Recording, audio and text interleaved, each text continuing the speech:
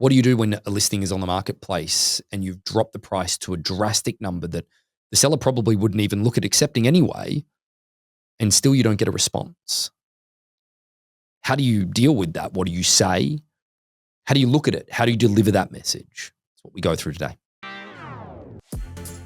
Welcome to Rethink Real Estate. My name is Ben Brady, and this is a real estate podcast aimed to deliver sales strategies, marketing tips, and business insights from industry experts and myself to build a listing-focused business for the future.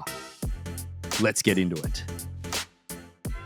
Okay, well today, just as I'm going through individual situations that I'm dealing with at the moment, I wanted to make sure that I isolated a few ones that have come out. And that's what I'm going to be doing in the next couple of practical sessions, is just isolating a couple of conversations that I've had of recent with sellers of properties.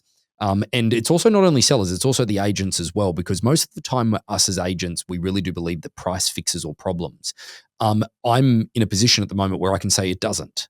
You know, there are certain parts of Austin where it doesn't matter what price you would have put on the property, regardless, you can't get anyone to make an offer at that level, just based on the volume. I've got properties in Tennessee at the moment, in Nashville, beautiful condos, unbelievable condos that the bidding previously listed at $2.3 million. We've done a bidding to start from at 1.5 to make them competitive. We had two people through the open that are not interested anymore. And the seller's like, well, Ben, what do we do? I'm like, I don't know, because you can't afford to sell it any less. Now, I'm not trying to be doom and gloom here, guys. A lot of these people are in positions where they can hold onto the properties. I don't think the sky is falling. I think that it's a momentary time within the real estate market where everything is lined up that, you know, demand is just simply not there at the moment. Now, the thing that I do want to make sure that people understand is that price, very clearly based on that situation in Tennessee, is not always the solution.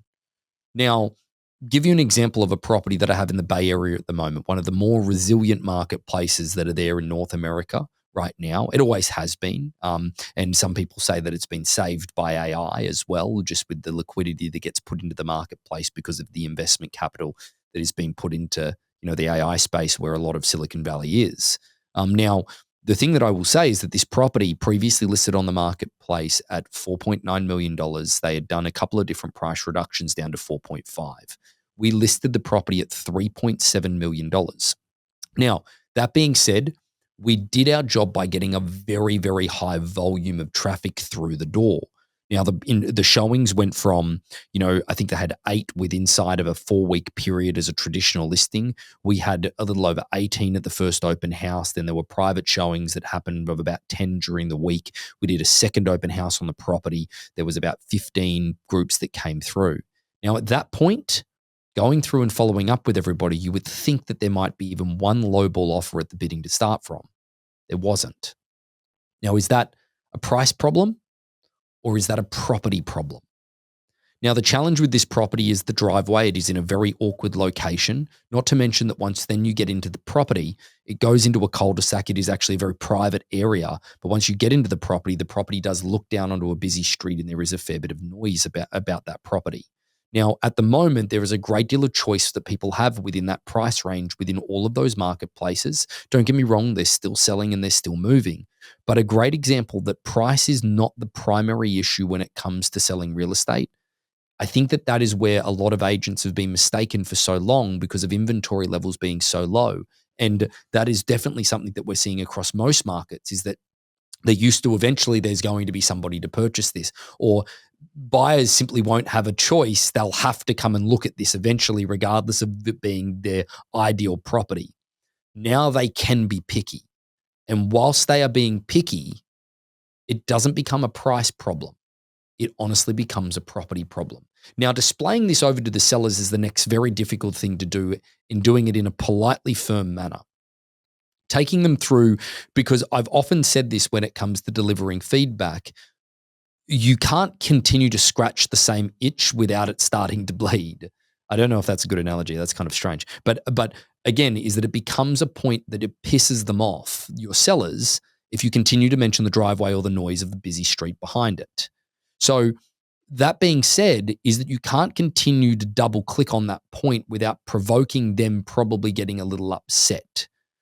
I think that you need to go back and get them to understand, though, that this is not about the price of your property at the moment. It is about the demand in the marketplace and the competition that surrounds you. Regardless of whether you list this property now or it's into the near future, these issues will still be there. And for people not to isolate those issues as often, you need less inventory on the marketplace. So it's not a matter of timing it when more buyers are going to be there or so on and so forth. It's probably a matter of watching the market of everything else that you're in competition with and coming back to that marketplace at that time. Now, a lot of sellers want to sell in this market right now. They want to, if they're on the market, they've probably got a reason to be on the market. They're either making a move or whatever it is. It doesn't seem like the ideal environment just to see how it goes and try. But the reality of this is getting them to understand is that regardless of the market that you choose to list your home in, these issues on the property will be isolated issues to that particular property.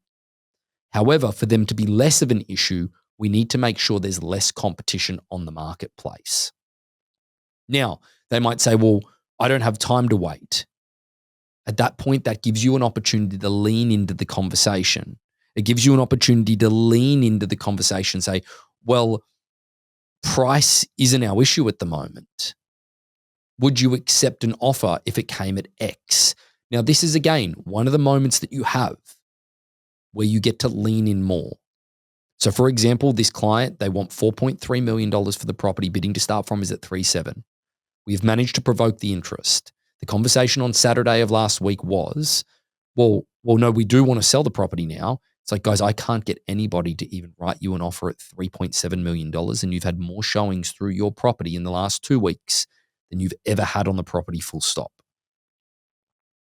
So what it's telling me right now with the choice that is out there in the market, that you are going to have to compromise in a pretty large way.